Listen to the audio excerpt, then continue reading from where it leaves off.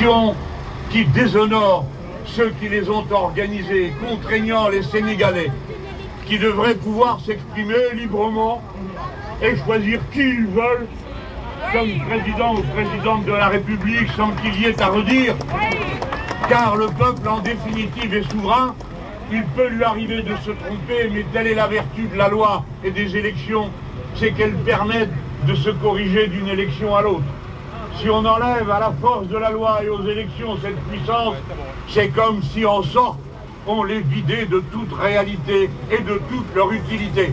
Voilà pourquoi nous voulons des présidents et non des monarques, c'est que précisément parce que nous pouvons en changer. Voilà toutes les raisons qui me conduisent devant vous. Et j'ai le sentiment d'accomplir un devoir particulier.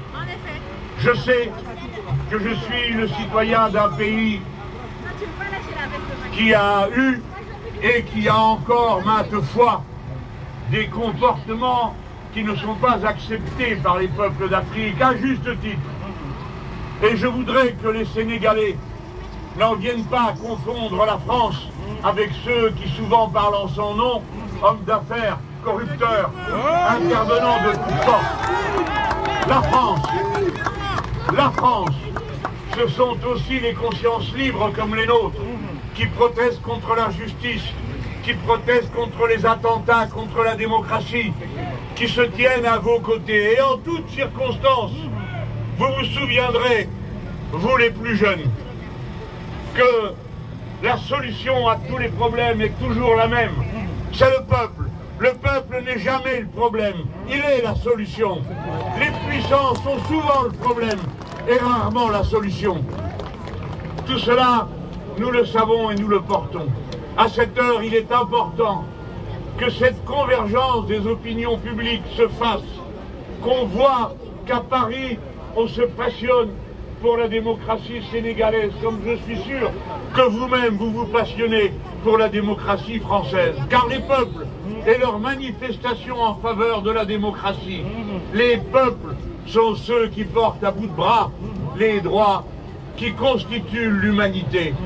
Les droits universels qu'à cette heure, vous autres Sénégalais rassemblés ici, vous illustrez à Paris comme vous le feriez si vous étiez à Dakar ou dans les autres grandes communes du Sénégal.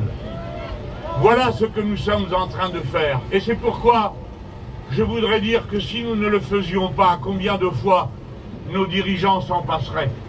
Car après tout, à cette heure, le cœur se serre aussi pensant au massacre qui a lieu à Gaza. Et nous nous rappelons que la France, comme le Sénégal, ont signé la convention de 1948 contre les génocides et que nos dirigeants n'ont pas honoré leur signature.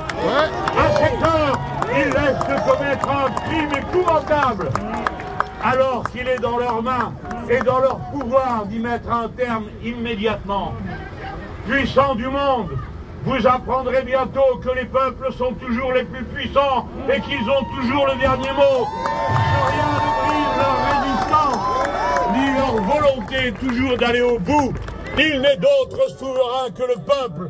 Il n'est d'autre droit que les droits universels qui nous instituent comme un seul et unique peuple humain, quand bien même nous sommes organisés à juste titre en nation avec notre représentation démocratique. Merci Jean-Luc. Gloire à vous tous, Sénégalais, qui avez pris le temps de vous rassembler. Gloire à la démocratie, liberté pour les prisonniers politiques, amour pour le Sénégal.